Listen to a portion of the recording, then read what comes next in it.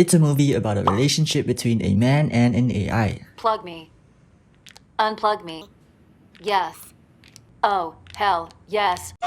Whoops, not that one. I meant Her. This movie came out 6 or 7 years ago, back when I was watching Guardians of the Galaxy on repeat. And I loved it. This film is like a lullaby of life, a composition of loneliness and love, of sorrow and serenity. Interwoven are two questions. What does it mean to be living? And more importantly, how do we live alive? So this theme of existentialism is embodied in both characters Samantha and Theodore Twombly.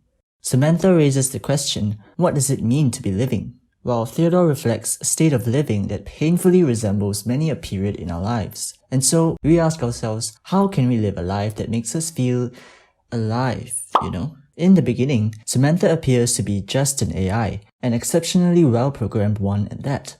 Its responses are logically structured, yet convincingly natural.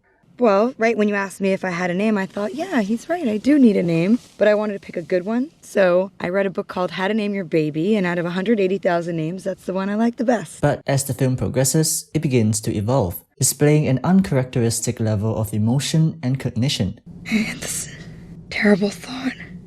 Like, are these feelings even real? Or are they just programming? Dang, that's tough. And as it is famously said, cogito ergo sum, think, therefore I am.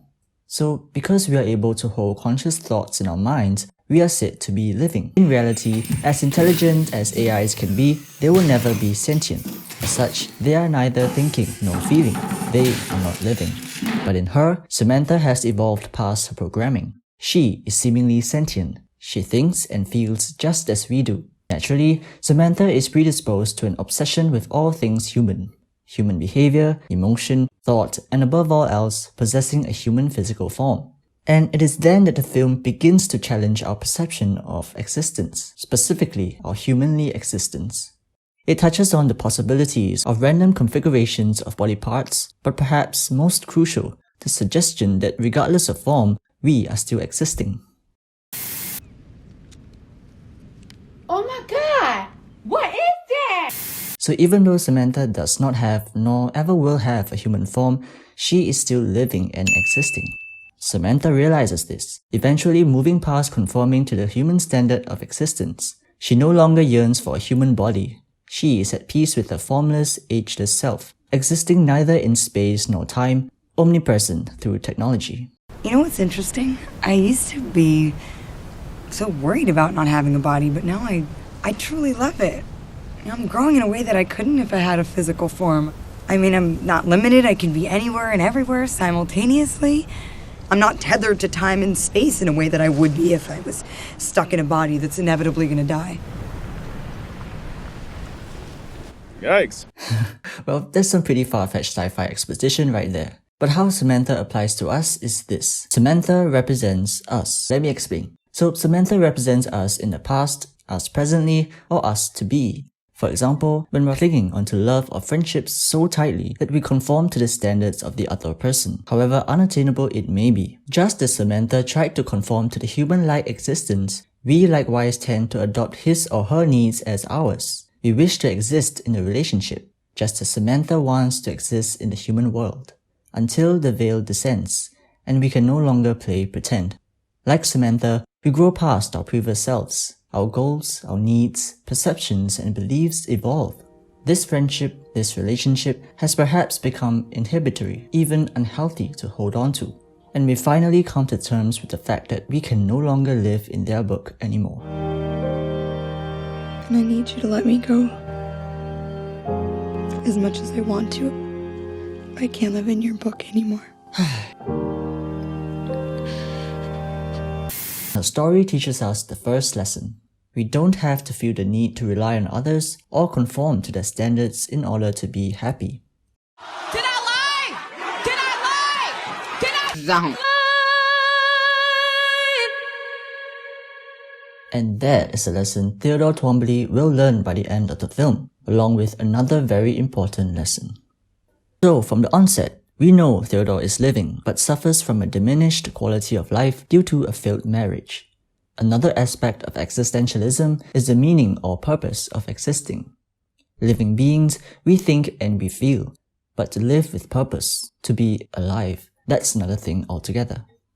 Many of us are inundated with emotions and thoughts. When we overthink, when we cannot shut the faucet of emotion, our minds, our hearts run amok. It's a whirlpool of rumination and emotion, and then nothing. We become depleted, distant, indifferent. Passion and purpose becomes nebulous.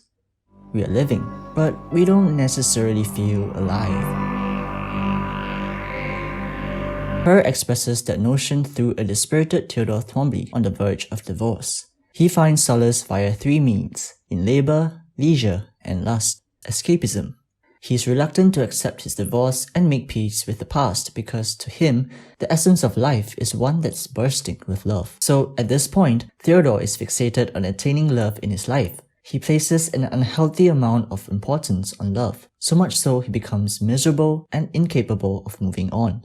Ever so often, when we're stuck in a dark place, we look in the wrong places for distraction. We neglect to circumvent our negative emotions in a healthy manner. And her shows us the consequences of that through Theodore, his emotional baggage only becoming heavier and heavier. It cost him his marriage, ruined his date, alienated himself from his friends, and led him to indulge in a doomed romance with Samantha. So, to answer the final question, how do we live alive? The answer lies at the end of the film, where Theodore joins Amy on the roof. We see the pair having made peace with the past, enjoying the serenity of an evening view. They have each other as close friends, a platonic relationship filled with understanding, sincerity, and emotional maturity. A new kind of love Theodore has found and grown to cherish. He is content, he is grateful, at last he feels alive. And it is important to note that in order for him to get there, Theodore had to first learn to love himself enough to let go of the past and devote himself to the present. So that's the second lesson of her. Learn to love yourself first and love yourself most. Only then can you truly begin to love another and find solace in it. Thank you guys for watching. It has been a joy watching her and making this video. If you liked it, do let me know in the comments below. Like this vid, share it, or subscribe. Anything helps. See you guys soon. Bye.